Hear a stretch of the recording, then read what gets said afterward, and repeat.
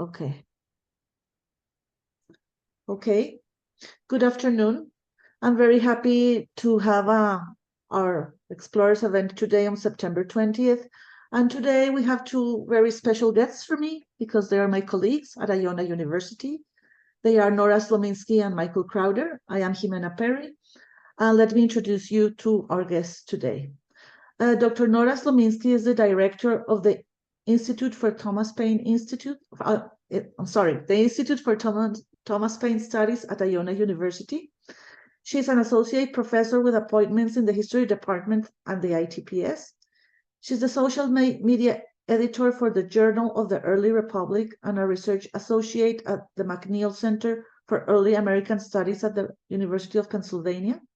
Her research focuses on the intersection of copyright, state formation, and information regulation in early America. Her research is supported by the Mellon Foundation, the Huntington Library, the American Antiquarian Society, and the Library Company of Philadelphia, among others. And also today we have with us Dr. Michael Crowder. Michael earned his PhD in the History Department at the Graduate Center, City University of New York. His project, Human Capital, The Moral and Political Economy of Northeastern Abolitionism, 1763-1833, examines the relationships between the rapid growth of abolitionism and capitalism in the era of the American Revolution. He has also written essays about the African colonization movement and American participation in the slave trade, as well as articles about American football for Rolling Stone. That's really impressive. In addition to serving as an archival fellow, he teaches American history at Queens College, CUNY. So Michael and Nora, thank you very much for being here. On behalf of the International Federation for Public History, I welcome you. The floor is all yours. Thank you so much, Jimena, and thank you to the IFPH for having us. This is really exciting and wonderful to be here. So Michael and I, in our time today, are going to co-chair the presentation, and we're delighted to be able to share with you some information about the Institute for Thomas Paine Studies, or ITPS for short, and specifically focusing on the initiatives that we do around public history. So to get us started, we're going to break our conversation down into 3 key points. And the first of those is to share a little backstory about the founding and evolving mission of the ITPS, give you a little background about Thomas Paine and why the ITPS came into being around his complex legacy and contributions today.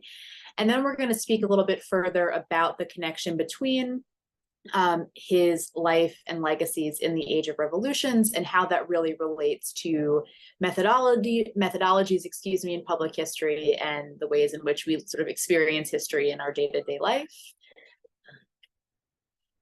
And then we'll pick up with students and our student-centered efforts at public history, give you a sense of what's working for us, what we've had some challenges with, and next steps to really ensure that our students at Iona and any student around the country, around the world that we come into contact with or that is in our virtual and in-person communities have as much engagement with historical practice and opportunities that we can generate for them. Yeah. So Michael, did you want to add anything before I move on?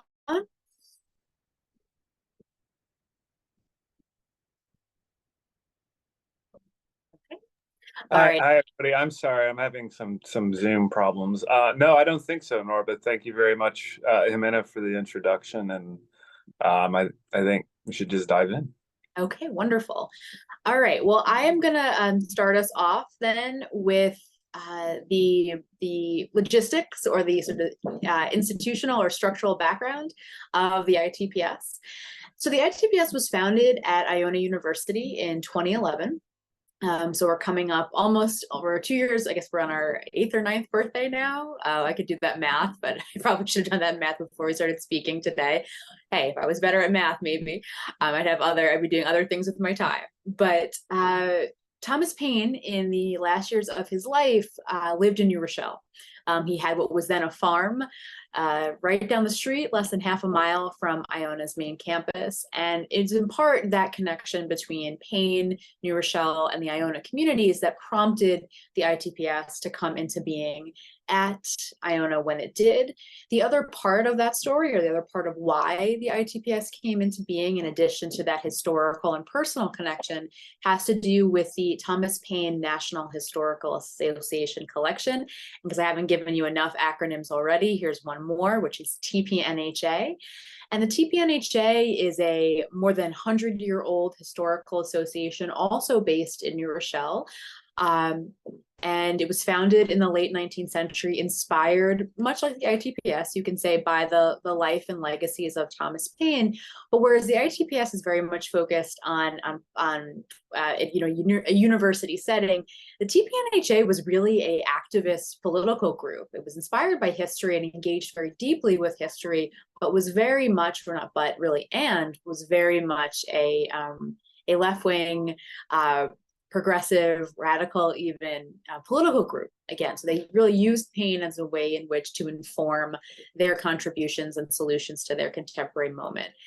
So one of the many things that they did was collect in many archival materials from Paine's life. And so you can see in the image in front of you just a few highlights of what that might look like. Thomas Paine's writing kit, for example, an early copy of perhaps his most famous work, Common Sense, a replica of his trunk, his pocket watch, which are all more of his personal effects, some effects that are a little bit more scandalous or controversial, a picture that we'll talk a little bit more about in a few minutes that was pretty critical of Thomas Paine. It was, I guess, the 18th century version of trolling Thomas Paine, if you will.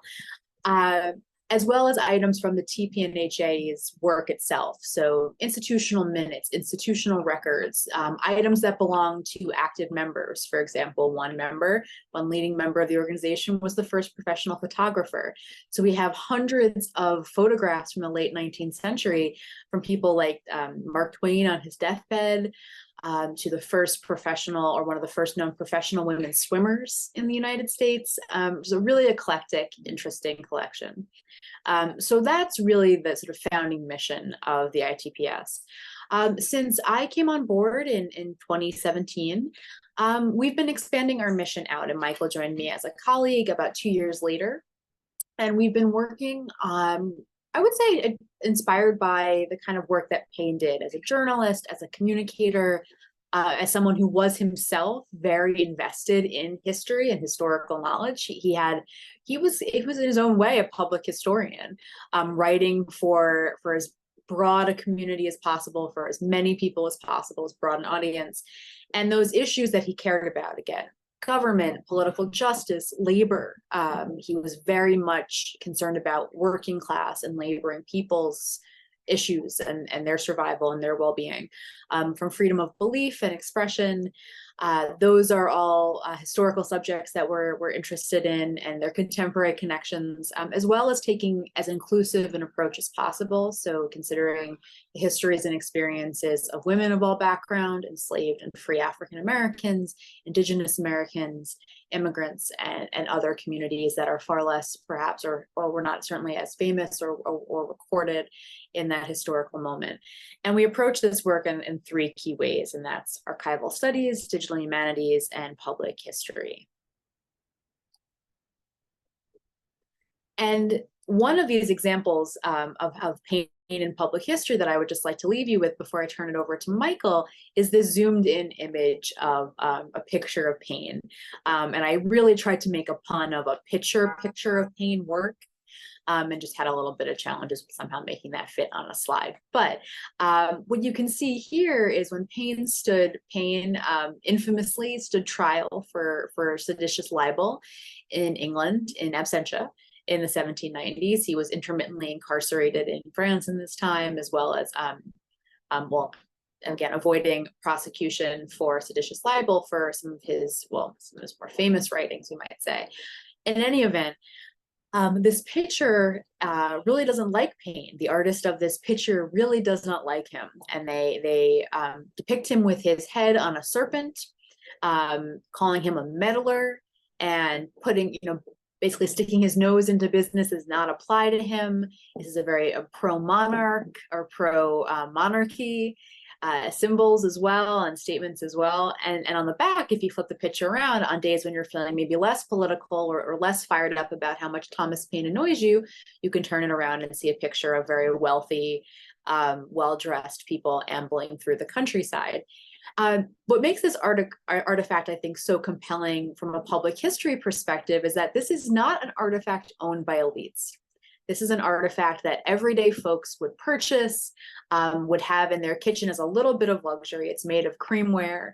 And it really is an item that shows how deeply politically engaged everyday people were in England and around the world, and the ways in which they were processing and contributing to the political realities around them. This picture, this tiny little inexpensive picture, somehow survives the 18th century and into the 19th century, makes its way all the way across the Atlantic Ocean, and winds up effectively as a pen holder for many years. It winds up as a sort of nondescript artifact in the TPNHA collection until members of the association were like, this is a significant historical artifact. We need to preserve it. And we need to let students look at it. We need to make sure that it's accessible to as wide an audience as possible.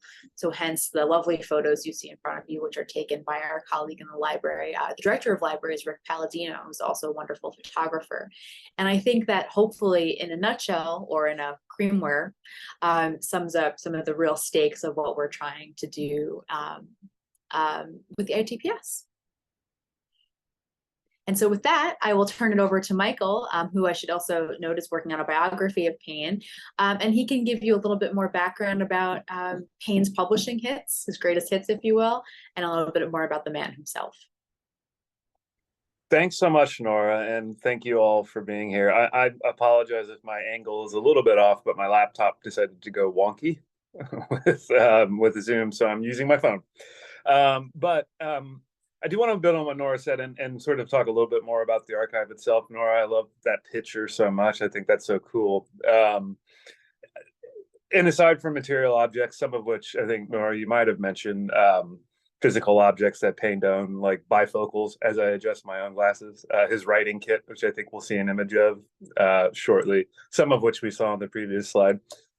In some ways, the core of the collection is early editions of Paine's greatest publishing hits. And Nora, you did mention the TPNHA and the sort of individual, if there were one, that was the driving force behind both the creation of the TPNHA, but also was the driving collecting force behind it, was a man named Moncure Conway, who was born before the Civil War and was born to a prominent slaveholding family, which he turned against and became an abolitionist during the Civil War, just before the Civil War, and then afterward. And he spent much of the rest of his life promoting the legacy of Thomas Paine. And he was the person that physically purchased, or remotely purchased, but physically collected much of the bulk of the items in our collection at the ITPS. And these are just three of Paine's greatest publishing hits. And Nora, you've already mentioned some of the key points about Thomas Paine, so I don't want to repeat you too much, but I think it is fair to say that if we can use an anachronistic term, progressive, which didn't exist in the 18th and early 19th century, I think it is fair to say that amongst the thought leaders and certainly the political leaders of the founding generation of the United States, Paine deserves to be called the most progressive of them all. And we can kind of get a sense of that from these images, which I took a couple of years ago from our collection. On the left, as you can see, is Common Sense. I think that's probably the best known of Paine's works. That and the first line of his American Crisis pamphlet, which you can't see here, from December of 1776, in which he said, "These are the times that try men's souls." But the image that you see on the left is an early edition of Common Sense we have in the collection, printed in New York City, which you can't see from the bottom because it's cropped. So this was published within 3 to 4 months after Common Sense was originally published in Philadelphia. And of course, in this pamphlet, Paine made the forceful argument that the 13 North American colonies, not including Canada, needed to declare independence immediately from Great Britain, that it was common sense to do so.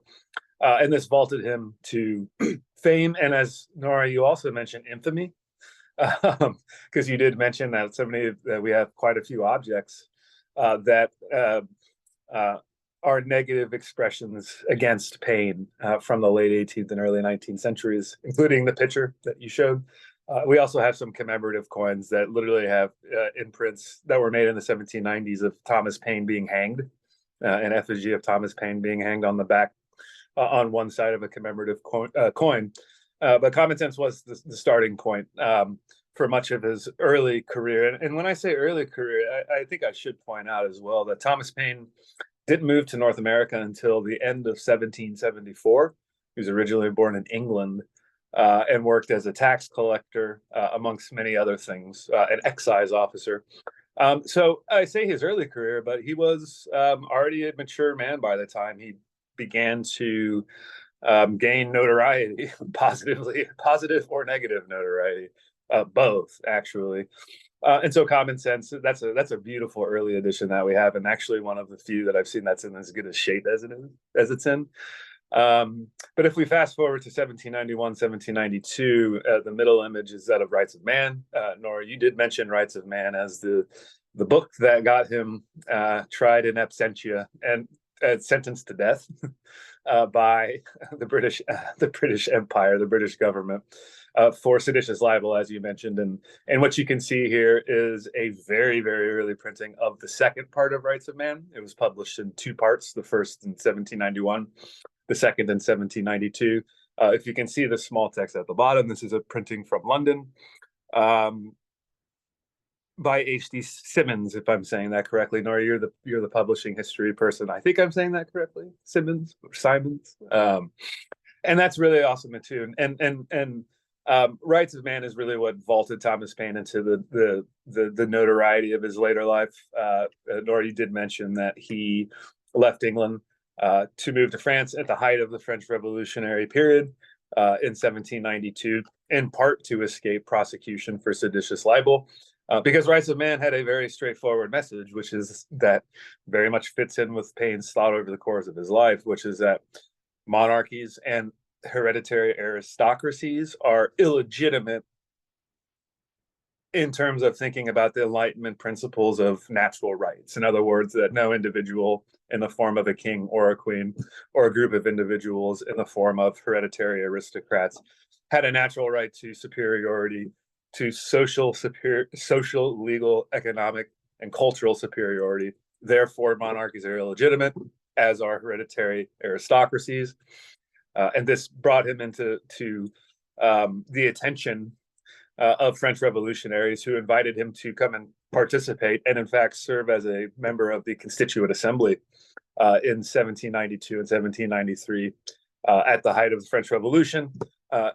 And as you mentioned, Nora, he was then jailed during the Reign of Terror, provoked by Maximilien Robespierre, who jailed a great many people and executed a great many people. And so that's outside of the United States, I would say Thomas Paine is much more known for Rights of Man, I think, than Common Sense. And the final image you can see on the right is an early printing, a New York printing of Age of Reason. Also published in 2 volumes in 1794 and 1795, building off of the arguments that Thomas Paine made in Rights of Man, but using those arguments against the illegitimacy of hereditary privilege, but applying them to organized religion. And between Rights of Man and Age of Reason, Thomas Paine found himself running afoul of authorities and also public opinion, both in Great Britain, in France for political reasons, but also in the United States. Thomas Paine lost a lot of people who, and I'll just name a couple of names, somebody like John Adams, for example, who never loved Thomas Paine, but respected his thinking. A lot of people, trying to think of the best way to put this, dumped Thomas Paine as somebody that they had respect for, or were known associates of, because of Age of Reason. And so these are some of his greatest hits. We don't see another one here, and I think we might have in a subsequent slide, which is my favorite, which is Agrarian Justice. But these are just some selections from our archive.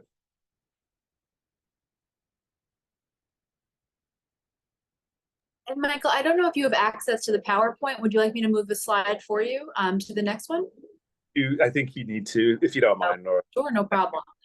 So Michael will continue sharing a little bit more about Paine's controversy and conflict. So this will help set up why he's relevant today. So I'll turn it over or back to Michael to talk about the influence of Paine's ideas. Thank you very much, Nora. And we've already presaged some of the bullet points to the left, and I just mentioned agrarian justice. Paine's least known pamphlet from 1796. But in agrarian justice and in other works like Rights of Man and Age of Reason in particular, Common Sense too, to an extent, Paine made such forceful arguments against long-established institutions and long-established politico, legal, social classes that, excuse me, cumulatively, Paine is probably the most probably the most polarizing, or at least to me, the most polarizing figure of the founding generation. We've touched upon the first point there, that Paine had a very strong interest in an anti-entrenched privilege argument, which is what we call it here. And some of that is because Paine, as you might suspect, did not come from a background of privilege in England, which is to say that he did not come from hereditary aristocracy or the gentry, or even the upper middle class bourgeois classes of England. He grew up in, I think, what is usually described as, and I certainly agree with this, as a lower middle class to middle class background. And many of his biographers, going back to the 19th century, have made the point that his background very much influenced his anti-entrenched privilege argument.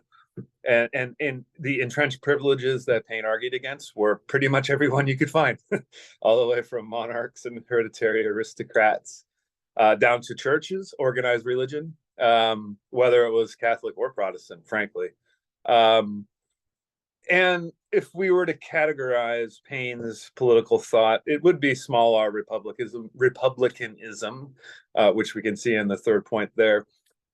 That's a major point that he developed beginning with Common Sense. And actually, according to some of my research, which has yet to be published, he began developing arguments before Common Sense, before he wrote Common Sense earlier in the 1770s, through writings that have yet to be definitively attributed to him. But Paine's core theme, I believe, is the third point, is small r republicanism, the 18th century, for the time, radical political philosophy that the people, quote unquote, meaning people who were not born into privilege simply because of the parentage of their birth, that the people can govern themselves. In other words, did not need to be governed by monarchs, did not need to be governed by entrenched privileges in the form of a hereditary aristocracy, if I can speak correctly. And so, in other words, Paine was very interested in empowering common people. And the image on the right, I think, is really, really fascinating, and I think kind of connects to this point and to something, Nora, you mentioned earlier. So I'd like to explain it just a little bit. So the image you see on the right is not from Agrarian Justice. It's actually from a copy of Common Sense that we have in the collection, which was published in Newburyport, Massachusetts in 1776. So a relatively small town, which probably only had one printing press, maybe two. And this is a fantastic copy. But what's most fantastic about it is that, and I'll never forget when I first looked through this copy, I was flipping through it and sort of just trying to get a feel for any kind of marginalia. And I flipped all the way to the very back page, which is what you can see on the right there. And I was just looking at it, and I realized what I was looking at. I was looking at a husband and wife, and you can sort of see their names. The first two words are Benjamin Fulke, which is Fulke. And then below the line, you can see Hannah Fulke, who we believe was his wife. There's next to nothing known about this couple. So in other words, they were common people. Benjamin likely worked in seafaring trades of some kind. Hannah was his wife. But what's fascinating, and this says a lot about both Common Sense, but also Thomas Paine, was that this couple purchased a copy of Common Sense and not only seemed to have read it, and imbibed its arguments, and therefore sort of imbibed the small R Republican philosophy that Thomas Paine offered in Common Sense. But they also use it as a way to the blank end paper as a way to practice their own writing skills, which is what you can see on this in this image on the right. And it's sort of hard to read, but it's basically Benjamin Folk starts out and it says, this is Benjamin Folk's book, not only to read, but to write in, because learning is better than houses or land. Amen, amen, amen. So it's a sort of homily to himself, but in the form of a writing lesson. And then Hannah Folk below the line continues, Hannah Folk her hand, meaning this is now Hannah Folk writing. And then you can sort of try to, I'm not going to read the entire thing for you, but it's just fascinating to me that common people took both the ideas of common sense seriously, but that they thought that it would, like, somehow in the reading and consumption context of common sense, thought that it would be the perfect vehicle or a vehicle for them to practice their own learning and their own education. And as Nora, you mentioned earlier, this was a priority for Thomas Paine. In the introduction, you mentioned this was a priority for Thomas Paine, promoting the interests of common people, promoting education, promoting access to information through his journalism. And so I think this is one of the most interesting pieces in the collection to me. In Agrarian Justice there, speaking of empowering common people, is published in the year 1796. And in this, Thomas Paine argues, makes one of his only systematic and extensive political economic arguments in terms of his plans for organizing political economy to benefit the quote unquote common people as much as possible. And so agrarian justice, as you can see, as opposed to agrarian law, into agrarian monopoly, by which he meant the monopolizing of land owning by a very small number of people. In this, and you can see, if you look at the middle of that image, you see the term a national fund. Thomas Paine promoted the first, what we might call, social security scheme. I don't think he was the very first person to have this idea. I know that there are some antecedents, but this is one of the first pamphlets that systematically laid out an idea for what we would today call social security, how that might work.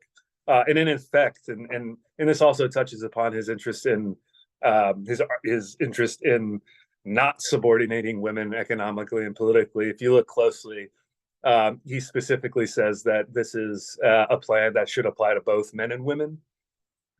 In this plan, in his schema, there should be a national fund that would be drawn from taxes on the largest landholders, and that fund would be used to pay men and women when they turned 18 £10 so that they could start their life out. And in his mind, that meant providing what we would, I guess, today call a down payment on a farm to establish family farms. And then at the age of 50, provide for what today we would call Social Security out of the same fund. And this idea was radical for its time. As I mentioned, it wasn't, I don't think that he created it sui generis. I know that there are other people who had floated the idea, but this is one of my favorite of his works. And I like to pair these two images together, even though they're from different works, for that reason, because I think they exemplify his focus on the belief that political economy should be shifted towards the interests of common people rather than continue to benefit entrenched people in entrenched privilege. And I skipped over it, but I'll mention it briefly because I know that I can't talk all the time about Paine as much as I would like to. Another hallmark of Paine's thought is his anti-slavery beliefs. And unfortunately for Paine's scholars, he did not sit down for many reasons, some of which I believe I know and some of which are lost to time. Paine did not sit down and write an extensive systematic work explaining why he was and why he believed slavery was wrong and the steps that could be taken to ameliorate it. But it's very clear from his writings, and it's very clear from letters that he wrote, writings in which he referred to slavery, and from a couple of letters that he wrote to acquaintances, that Paine was an ardent critic and opponent of chattel slavery wherever it existed, and as well as the slave trade, which fed the slave societies of the Americas. So Nora, I think back to you. Yeah, so thanks, Mike. So what I think is also really a significant takeaway here, especially as we pivot now perhaps more to what we can describe as the student-focused and public memory components of Paine and the work that we do with the ITPS, is that quote, founding fathers to this day occupy a tremendous amount of attention, right, in the United States. And part of that has to do with the extensive documentation we have about their lives, the undoubted influence they had on the formation of national government, right, the Constitution is still in existence, federalism, and so on and so forth. But what Paine allows us to do, and Paine was undoubtedly a very famed figure in his lifetime and continues to be someone who is very much remembered. I want to be very clear about that. He is not obscure. Paine provides a lens or a window into thinking about people who get far less attention. Paine's writing and his belief system allow us to consider the ways in which, when we commemorate the founding era, when we think about the memory of the sort of founding of the United States, how do we tell a more complicated story, a more nuanced story? And if perhaps most centrally, how do we better understand the impact, of those complexities on our current moment? So I will turn it back to Michael just to run through where Paine kind of stands in proximity to some of these other figures briefly, and then from there we're going to move ourselves firmly into the present day. Thanks, Nora. And I'll just touch upon a couple of these points somewhat briefly, because I know we have more that we'd love to share. But that your comments there were a great segue into talking about where Paine sits in the pantheon, if you will, of the founding generation, but certainly its intellectual thought leaders and its political leaders.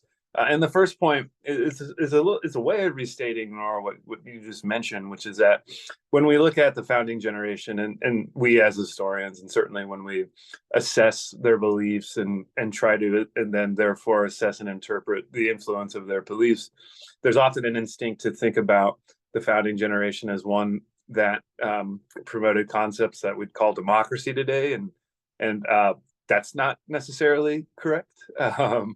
But if there's one founder that did, or founding figure, I should say, that did express ideas that are that we would call small d democratic today, they were Thomas Paine, and some of the reasons for that are I explained on the previous slide. But what's fascinating, and this is the next couple of points, is that Paine both knew and was friends, but also became enemies with some of the other very, very well-known founding figures. Paine and Jefferson are a fascinating duo to consider, because they knew each other going back to 1776, when Thomas Jefferson was serving as a member of the Continental Congress and on the committee which created the American Declaration of Independence. And what's interesting about the frenemies with benefits, as we call them here, Thomas Paine and Thomas Jefferson, or the two Tommies, as I think about them in my head all the time,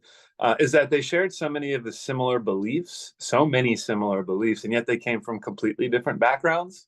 Thomas Paine, born, as I mentioned, lower to middle class, depending on the parlance of our times. Meanwhile, Thomas Jefferson being born the son of a wealthy enslaver from Virginia, and spending his entire life as a wealthy enslaver.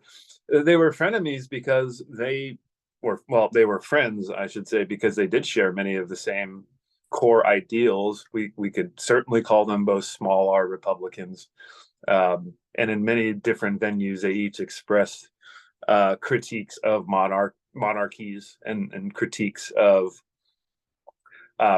hereditary aristocracy. And yet, by the end of Paine's life, Paine died before Thomas Jefferson, they had become enemies.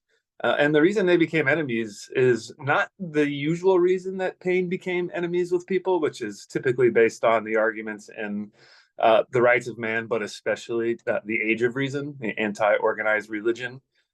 text that Paine wrote, mostly because Jefferson shared the views that were critical of organized religion. But they became enemies for political reasons, even though they were very sympathetic in terms. There were a lot of similarities and commonalities. That's the term I should use, between their thinking. If we pivot to look at somebody completely different, John Adams, who is famously Thomas Jefferson's most consistent correspondent over the course of about 40 years. And if I remember correctly, they died on the same day in 1822. Paine and John Adams are a completely different and really interesting pairing. John Adams despised Paine's writing, thought that it was hackneyed. He believed that it was unsophisticated. I personally think that John Adams was jealous of the fame and the infamy that Paine's writing generated. And yet, even John Adams, who in 1776 was so upset that somebody thought he wrote Common Sense, that he wrote streams of letters just to remind people that he did not write Common Sense, which was originally published anonymously.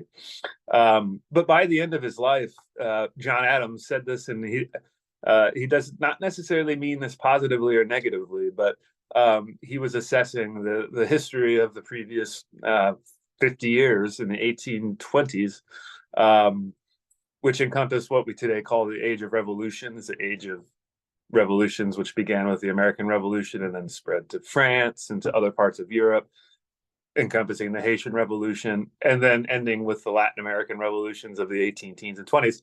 When John Adams, as an old man, thought back over chains of events that were global in scope, and he assessed both his role and the role of Thomas Paine, he said with sarcasm, this must have been the age of Paine, because Paine helped to, through his writings, unleash popular unrest against entrenched privilege that John Adams was very critical of. In other words, to hark back to the first point, John Adams was no fan of democracy. And he believed that Thomas Paine had done something very dangerous to the world by unleashing inspiring democratic political participation. Let's look at a third figure, Paine and Washington, George Washington. Paine had met George Washington in 1776, and they were quite close to each other, to the point that if I've been getting my year correct, in early 1777, it seems as though from one of the few letters that Paine wrote that survived, he invited George Washington over to his house while the Continental Army was campaigning in Pennsylvania for a crust of bread, some cheese, and some oysters. So they were close enough that they were making dinner dates with each other, which seemed to have happened. Washington recognized Paine's utility, certainly as the author of Common Sense, but also as the author of the American Crisis Essays, which served to boost the morale of the rebel or American patriot army in particular, but in terms of public opinion, in late 1776 and early 1777, at a time that it was not clear whether or not the military aspect of the war for independence would succeed at all.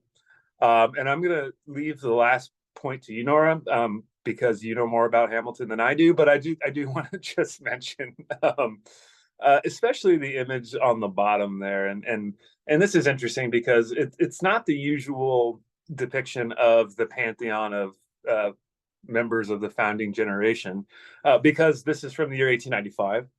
It's from a publication called The Truth Seeker, which was closely connected to the TPNHA, which Nora discussed earlier. This was a free thinking or free thought periodical, as were many of the early members of the TPNHA, which means that it was specifically anti-organized religion.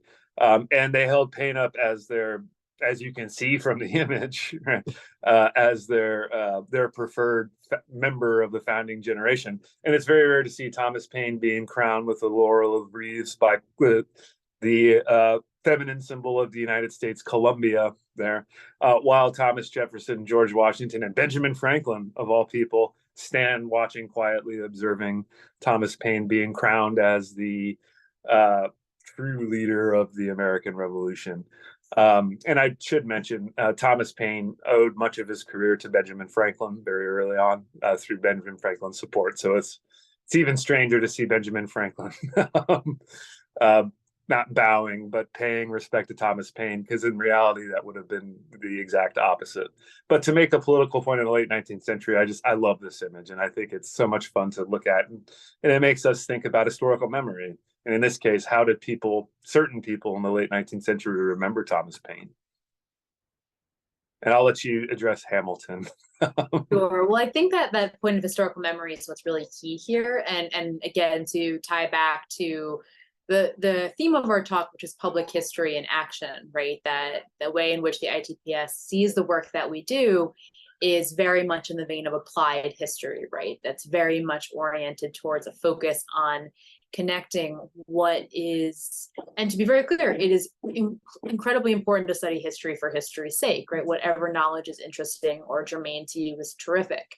But in this case, what I think when I look at this image, what it really drums home or really makes clear to me is the ways in which these events of the past, these perceptions of the past, continue to frame so much of how people around the world today are grappling with those legacies. And what makes Paine and Hamilton such an interesting contrast is, of these famed figures of the late 18th century, these quote founding fathers, in terms of the circumstances of their birth, they are probably the two that have the most in common, in the sense of they both come from the most humble of circumstances. Hamilton arguably even more humble than that of Paine. Paine is born the son of a corset maker or stay maker, which is a tradescraft, right, in England at the time, and his of a Quaker and Anglican household. His parents were of different faiths, but he grew up Quaker. Again, modest means. Hamilton, unfairly infamously, grew up with a single mother. He grew up in a quote, an illegitimate household where he was raised by his mother, and had access to education. His mother at one point may have had more financial resources, but they certainly lived in a quote hand-to-mouth manner. There was these connections amongst these figures that grow to such tremendous influence. And yet the ways in which Paine sees the solutions to the problems of the world, the way in which Hamilton sees the solutions to the problem of the world, have historically been seen as quite different. And yet the progressives, as much as we can even use that term, right, as a very wide range, a really big umbrella in the late 19th century of people, right, who believed if one thing they had in common was that government should be an active participant in making people's lives better. In that sense, they both saw something in Paine and Hamilton that was relevant to them in their moment, in a way that they did not necessarily see the same thing of Jefferson or Washington or Franklin. The people who saw relevance in Washington, in fact, were people, were the daughters of the Confederacy, right? Were people with very different politics. But the ones who saw something usable, for lack of a better term, in Hamilton, in that generation, were both Hamilton and Paine. And that is interesting, right? Why do people in different historical moments see something about the past that speaks to them? What is the source of that connection? And that's been really critical in the work that we're doing. We spent the last nearly 40 minutes talking to you about Thomas Paine very specifically, talking to you about one famous individual from the late 18th century. But the work of the ITPS builds off of the legibility, right? The knowledge that people have of Paine, in order to get at much broader, much more expansive historical realities, historical circumstances, historical connections, and bring that into our present day. And the term I have on the slide in front of us, and I grappled with this as I was putting this together, is parallels necessarily the right word? And right now, and I think there's a few students from this class who are with us today, but I'm teaching a class called Timeless Issues in History. And one of the themes that we're thinking about in that class, I know Iona is familiar with it, right, is the tension between change over time, which, as public historians, public history as its own academic discipline, public history as a source of scholarship and research, public history as history in the quote broader world, right? How history is lived and experienced, all these different ways of practicing history. We all observe that change over time is inevitable, right? There is change, and not inevitable that change is necessarily going to be good or in the sort of Whiggish march towards progress, but that it's going to simply be different, right? That change over time will happen, occur, and yet in tension with change over time is timelessness, is these connections that we see. And over the last few years at the ITPS, Michael and I have observed what I would qualify as sort of three big categories of connection. The work that Paine did, the communities that Paine moved through, the people who connected with him in his work, the people that he personally connected with. And I do really want to take a moment here to emphasize that while most of these founding era figures will fall very short of what we would hope in our present moment for democratic ideals and inclusivity to look like. There was a connection felt in this time and in this moment. The perspectives of women of all backgrounds, free and enslaved women, working class women, elite women, indigenous people, from multiple different nations and communities, enslaved and African and free people of color. These are all communities that are engaging with the issues in front of us right now, or in the slide in front of us. These are not issues exclusive to Paine. They are issues that were the challenges of the moment. And I think in many respects, they're also challenges of our moment. So Michael is gonna is gonna look at both the contemporary politics and civics component, as well as the commemoration historical memory, and I will pick up with media literacies and education. So back to Michael for those first two blocks. Thanks, Nora. And I'm cognizant, I'll try to keep my comments relatively brief because I'm cognizant that we're running up close to time. But I think I'll just say that, Paine is undergoing a resurgence, and I would say this is true over the last 20 years. In interest by, as you can see in the first point, interest in Paine is growing amongst political liberals and leftists, and there's a lot of sort of overlap between those two, which we don't need to get into a discussion about distinguishing them. But he's once again rising in esteem as an example, much like he did in the late 19th century and early 20th centuries. And in some ways, there are parallels. Not that history is repeating itself to questions of political economy that were relevant in the early 20th century that are, I think, reemerging in different forms in our own time. And I think that's one reason why Paine's becoming more interesting to modern day political liberals and leftists. And the second point, it's fascinating to see how many politicians in particular will refer to Paine and in what contexts they do it. I'll start with a third name, Andrew Yang. Do we remember Andrew Yang from the 2020 election? And I suppose the governor's election of New York State. I think it's fair to say ultimately a fringe candidate, but who, without knowing a ton about Thomas Paine or having a bunch of deep knowledge about Thomas Paine, attempted to capitalize on Thomas Paine's leftist / progressive / liberal credentials by staking his campaigns around sorry, I've been talking all day. What is the word I'm looking for? The term I'm looking for. It is this not on the screen? I'm sorry, everybody.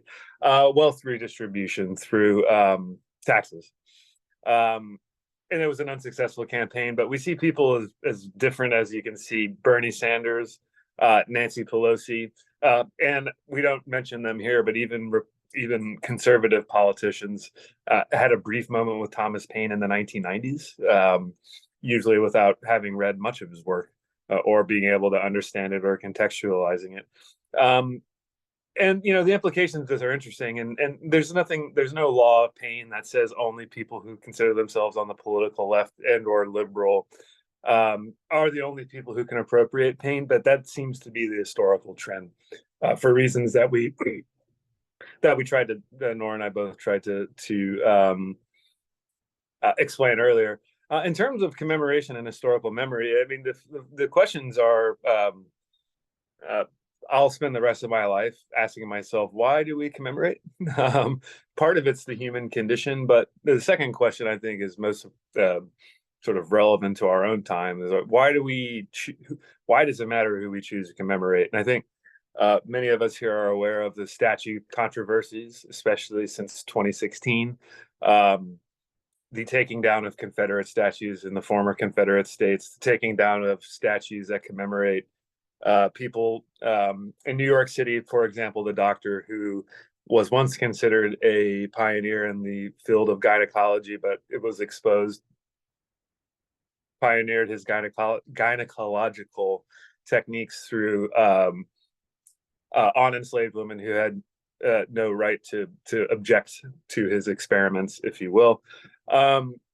And what's interesting about this is that there's a surprisingly few number of statues in the United States, at least, that commemorate Thomas Paine. There are far more in Britain, but there will be one soon, hopefully in the next 2 years, on the National Mall in Washington, D.C. There's an organization that we're connected with, the ITPS, called the Thomas Paine Memorial Association, which has received approval to build to erect a statue of Thomas Paine. But all of this is to say, and I'll wrap up my comments and kick it back to you, Nora, that one of the reasons I think that Thomas Paine is sort of rising again in esteem, not amongst historians, and especially academic historians themselves, and not even just amongst public historians like myself, but amongst the sort of general population as a whole, is because I think that there's a sense that only seeing the American Revolution, but especially interpreting the results of the American Revolution through the eyes of a relatively small number of famous founders like Thomas Jefferson, like George Washington, or even John Adams, limits the scope of people that we can recognize, that we should recognize as having had major roles to play in the foundation of the United States. And it's in particular marginalized voices. And if there's one person, and I'll be more specific, one white man in that time period who was willing to stand up for what today we'll call marginalized voices, that's Paine.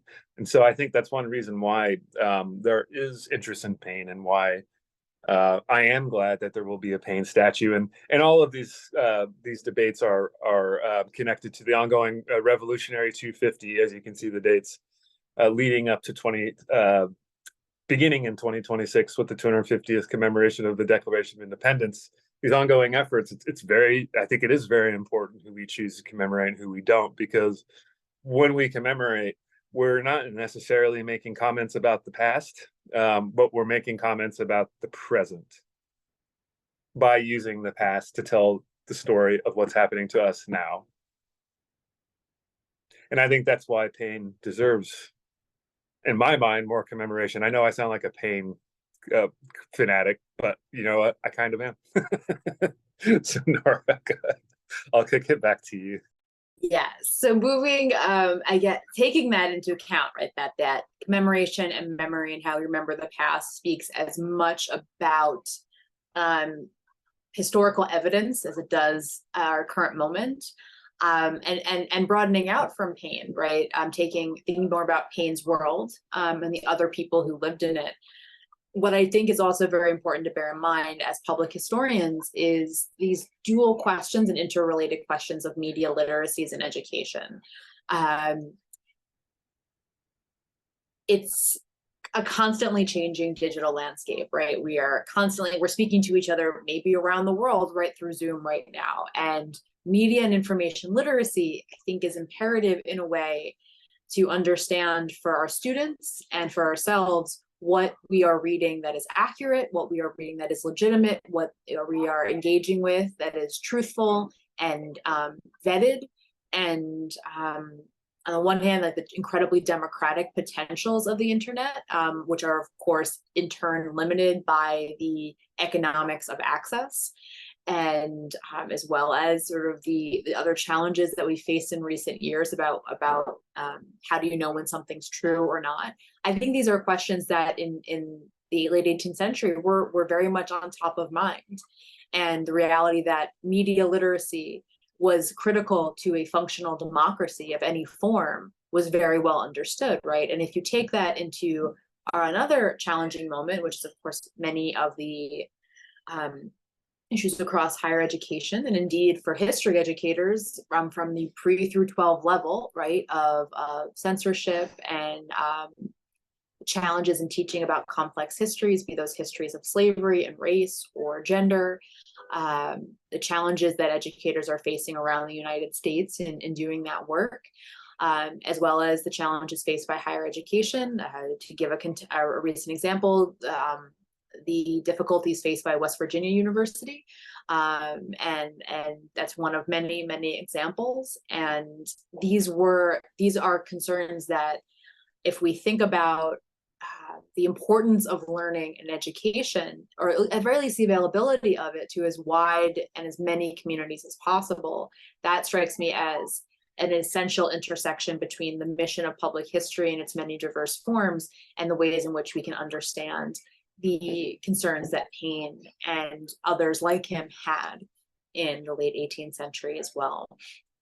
And so this then brings us to the more nitty-gritty, the more specific details of how we at the ITPS try explicitly to, and I know we haven't talked quite as much about digital humanities over the course of our talk than perhaps we should have, perhaps because digital humanities is just so incredibly ubiquitous in everything that we're doing. At minimum, digital history is omnipresent in everything that we do with the ITPS, precisely because those questions about media literacy and accessibility are so very central to our work.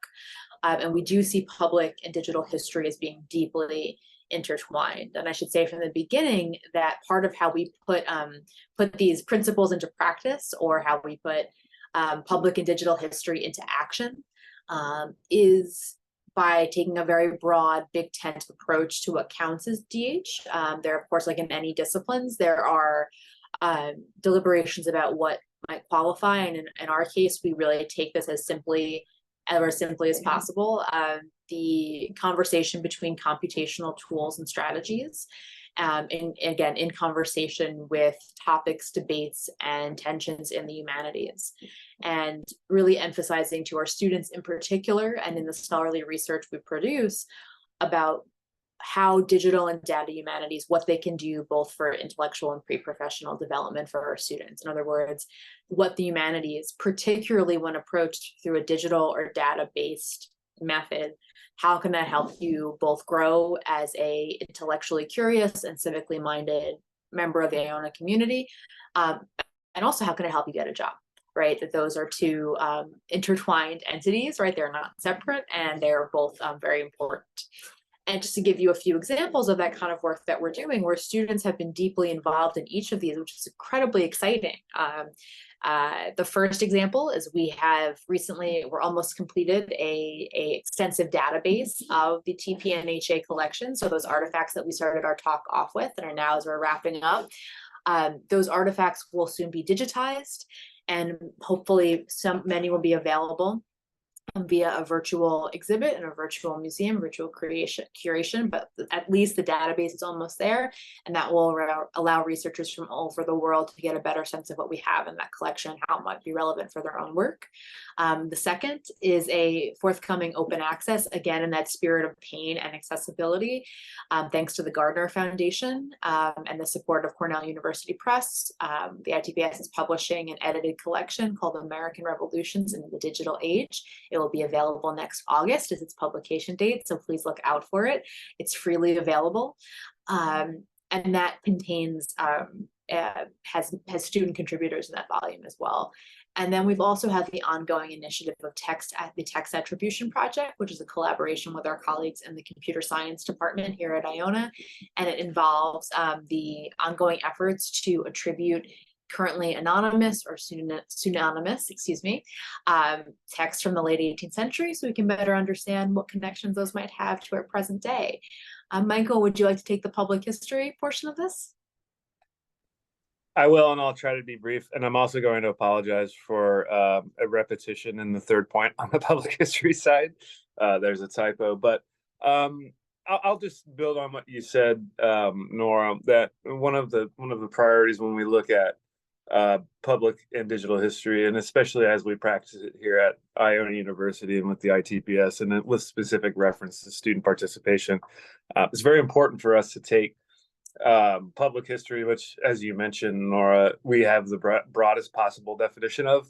I tried to brainstorm just 5 different kinds of public history, and in the second bullet point there, I could have sat down for an hour and come up with many, many, many more, from museum exhibitions to public commemorations, which can take the form of statues, but also the form of events, anniversary events, for example, music and theater performance, which we are developing in very musical performance for spring 2024. Keep your eye out for that. Social media, street art. I mean, you go on and on and on down the list, and we really hope to empower students and encourage them to take these relatively new disciplines. Public history is older chronologically than digital history, but they're both less than a century old, and they're both emergent. And how can we help students leverage experience to, as you mentioned earlier, Nora, to pre-professional ends, and in addition to academic ends, and the ways in which historical knowledge is translated. And I guess I'll leave with 2 points. One of the ways we do that is through several fantastic internship opportunities that are under the umbrella of our, thank you. Can you flip back to that, Nora? Under the umbrella of our public history and digital humanities minor degree at Iona College. We can certainly provide more information about that. And it's a unique program, which gives students both academic training, but also practical hands-on experience.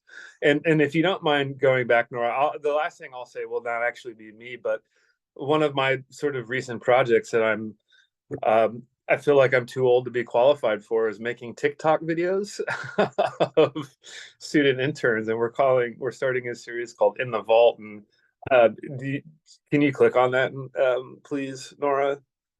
Because I think it's an interesting way of bringing together archives, public history, and digital humanities and social media, if it does work. And if it doesn't work, I won't ruin the surprise of who it is soundtracked by. If you can give me 1 second, I'm going to stop sharing. I'm going to open up a new window so we can play the video. Just give me 1 second. Thank you. Sorry to just put you on the spot there, Nora. No, it's okay. It's okay. Just hold that thought. And I will stop the share, and I will move over to here. Okay. Okay. Unmute and begin. All right, here we go. Hi, I'm Charlie. I'm a history student here at Iona University. We're going to take a look in the vault. Come on in. We're here with the Institute for Thomas Paine Studies. And right off the bat, we're going to throw our gloves on and take a look at some early American works. We have an early printing of Common Sense by Thomas Paine. Next to it, a letter from Thomas Paine to President George Washington, 1796. And we also have the signature of the original owner on the cover, very cool. And the last thing, one of my favorites here, is the early printing of Rights of Man by Thomas Paine. And again, we're here with the Institute for Thomas Paine Studies at Iona University, great stewards of American history. Well, with any luck, Taylor Swift will get wind of it and come join us for our next next event. So that would be terrific. Okay, here we go. All right, so I can take it from here then. Well, the note we really want to wrap up on, and thank you for your patience, I know we've gone a few minutes over, is really emphasizing the student opportunities, and that they are not just for history majors. And for that matter, not only for Iona students as well. If there happen to be students around the country, around the world, who see this talk at some point, please feel free to reach out to itps@iona.edu at any point. We would love to support and engage with you and your work and in any capacity. And, you know, Iona and I, Dr. Perry and I, have been considering other opportunities, of course, for more global connections between the ITPS, the Iona History Department, and those options. But for now, you do not have to be a history major to participate in any of the offerings at the ITPS.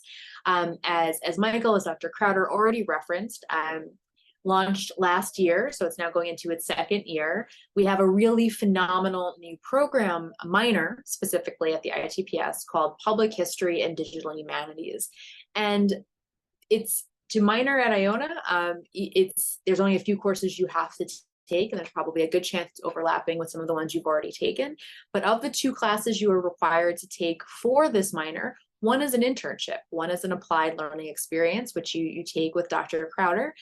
And Dr. Crowder in a moment will speak with you just about a few more of those on-site partners and ways in which you can internship.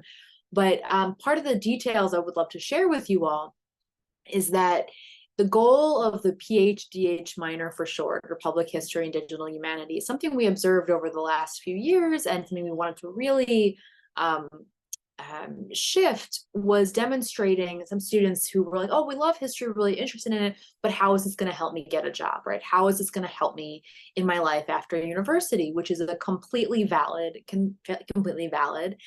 perspective. So this program is really oriented around how do we take what is interesting and compelling and relevant, above all, about the humanities in general, but history, and apply that to what your major is, to whether it's nursing or physical therapy or accounting or biology or speech pathology, whatever, communications, media and strategic communications, whatever it might be.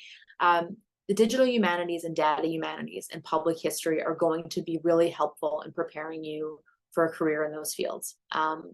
And the Introduction to Public History and Digital Humanities course is going to help make that clear as to why. And so I'd love to now turn it over back to Michael for just a few minutes, and I can pick back up on the scholarly research portion if Michael can talk a little bit about the internship opportunities we have, both paid and for credit. I certainly can. Thank you. So for credit, we have multiple collaborations with different organizations outside of Iona, some nearby in the New Rochelle community and some far away. And we're always developing more, but we're currently, in particular, proud of our collaboration with Mount Vernon, which is not the Mount Vernon that is close to New Rochelle, but George Washington's Mount Vernon in Virginia, which is a wonderful institution, one of the most well-respected historical organizations in the country, in which we're working on a variety of projects. And over the last couple of semesters, have been working with an archive of early American music manuscripts of about 13,000. So getting interns hands-on experience with creating metadata and being a significant part of the construction of what will be the largest archive of manuscripts of tunes, which is to say song manuscripts, mostly sheet music, from the late 18th and early 19th centuries. And as I mentioned, that's 13,000 songs. And we've had about a dozen interns work on that project. And Dr. Slonimsky, you don't know this yet, but we're starting a new project this fall with Mount Vernon as well. Similar to the work with the Colonial Music Institute, but slightly different. We're also developing internship collaborations with the Westchester County Historical Society, much more close to home. And we hope to resume our collaboration with the Thomas Paine Cottage Museum, which was brought up at the very beginning of this talk by Dr. Slonimsky, which is on hiatus because of damage from Hurricane Ida way back in 2020. And that's even more local. So the purpose of these is to allow students to get a wide array of experiential learning time in both digital humanities projects. And this does begin with learning the nuts and bolts of how do we create digital archives? How do we archive materials in a way that makes sense for a digital world?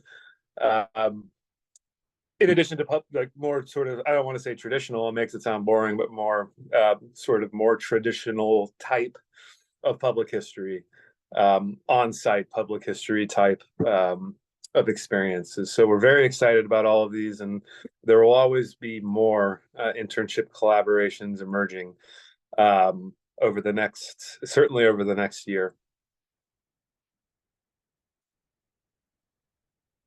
Awesome. Thank you. Yeah, it's again, these are internships that I hope are compelling, and please reach out at any point if we can explain in further detail what these opportunities might provide for you in your own journey and in your own pre-professional development.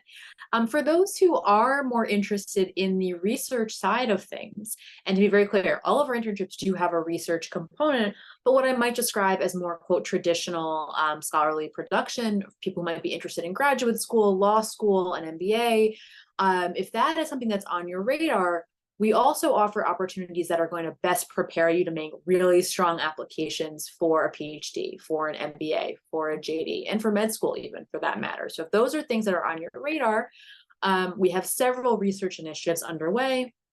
The one I would especially like to highlight now is our annual participation in the undergraduate research workshop at the McNeil Center for Early American Studies at the University of Pennsylvania.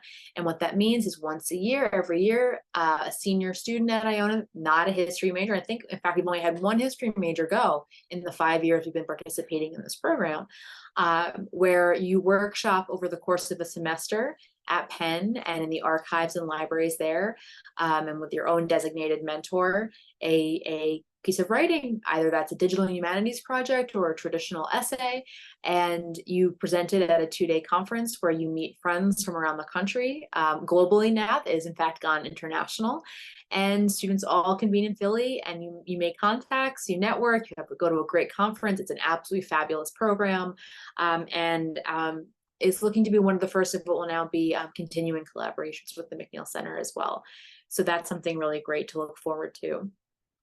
And more generally speaking, we also offer sort of community collaboration opportunities, appointments both for credit and for pay with our different ITPS public-facing events, author talks, social media, PR, promotion, marketing, event coordination, so many different facets of that kind of work.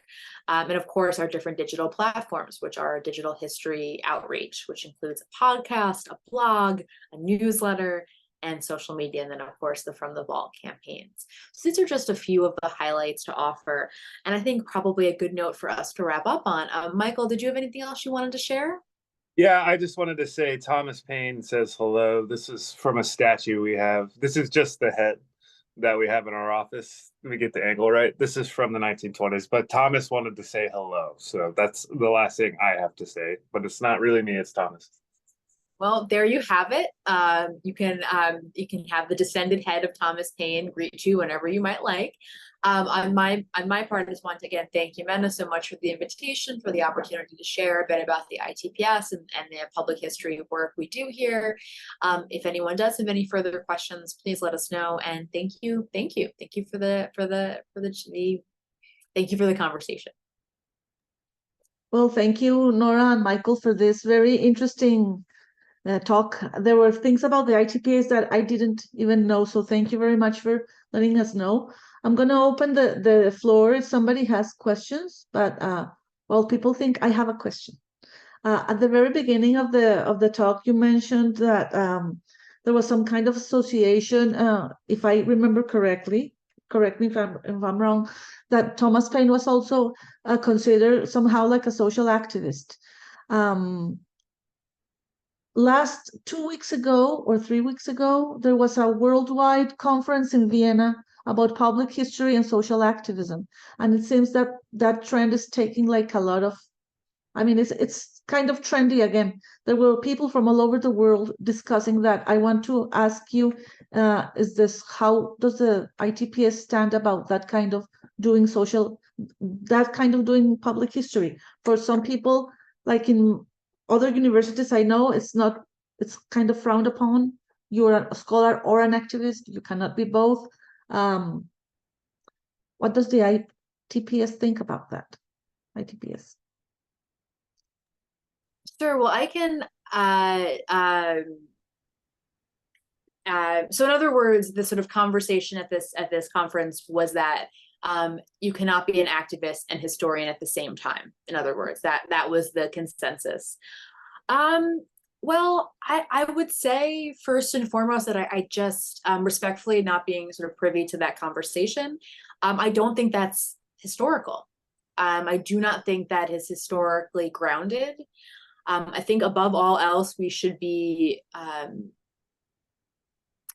mindful of the fact that people throughout history wear multiple different hats and pursue multiple different paths in their labor and in their work. And from my impression is that many of our historical subjects did the same, and that historians need to choose the methods and the approaches that are most effective for their work. For some folks, that might be work that is very separate from contemporary experiences and contemporary work. And I think that is completely fine and perfectly ethical. For others, the stakes of their scholarship might be deeply entwined with contemporary realities. And it would be impossible for them to do that work, separating activism from their scholarship. And so I guess what I would say, personally, not speaking for the institution, but for myself, I think that people need to choose the best path for them and for their work. And we should have a pretty big tent, allowing people to pursue the kind of scholarly endeavors they want to do. And so long as there's transparency and clarity about how they're approaching their work, that's good with me, including activist historians. Yeah, we can be both. That's what I think all the time. I mean, that's a much more concise and direct way of putting it, but yes, I would agree. I think we can. Why can't we both? I want to ask you about the reception of the public history and digital humanities minor. Have you received like a lot of questions, a lot of students, a lot of interest? Yeah, so I think it's off to a great start. We have had several students enroll already, which is really exciting. I believe in the first year we had 6 students enroll, which was great. Iona is a smaller university, so that's a really terrific number. But I think we're definitely looking to expand interest and to get the word out. So we would love to have more students reaching out to us. Michael, I don't know if you either want to respond to Jimena's first question about activist history or the question about the reception of the minor. I'll just respond to the first question by saying that I think I largely agree with you, Nora. It's never been, I say this as a scholar of Thomas Paine, who we would call an activist today. I think that's a fair term to describe him, but who was also intended to be the first historian of the American Revolution, a book that he never wrote, but which was published as a letter to the Abbé Raynal in 1782, before the end of the American Revolution. The man attempted to write a history of the American Revolution before it was finished, and I don't think that he saw any clear difference between scholarship and activism, and I'm not sure that I do either, but that's largely repeating what you both said, which is that why can't we do both? Why should they be separated from each other? And I'll just add to what you said for the second question, Nora. Not only we have, I think we've had 8 now people who are enrolled in the minor degree program, 3 of which have graduated with the minor degree. Mm-hmm. We were lucky to them as they were entering their junior and senior years, and they're on to bigger and better things, including a couple, and I won't name names, but who are who've secured internships at the Metropolitan Museum in New York City. I think we've all heard of the Metropolitan Museum, but that's very exciting for us that we're already seeing people graduate with a minor degree, which is one of the purposes behind it. Right? It's not a minor degree that's intended to suck up a tremendous amount of coursework in the form of many required classes. It's not that it's not rigorous, but that it's, for reasons that Nora talked about, we're just very proud that we already have minor degree graduates, and that's great. Well, that's really awesome and really impressive. And there was another thing that I just wanted.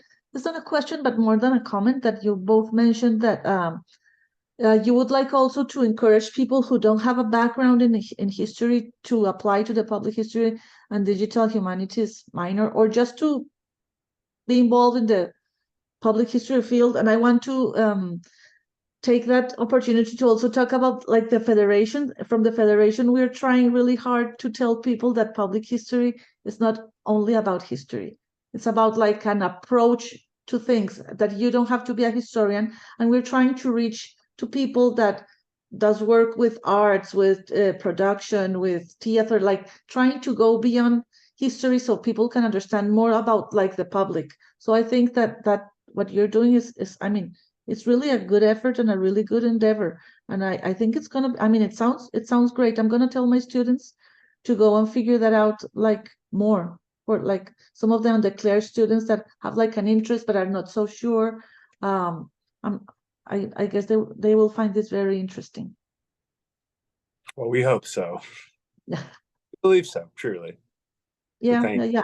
yeah. And I think, I mean, public history, as you know, is like racing again, it's like trendy again, like everybody, well, not everybody, but a lot of people having like an interest in Latin America, where I come from. The practice of public history much more committed to political causes. It's also like gaining strength. That's my line of public history.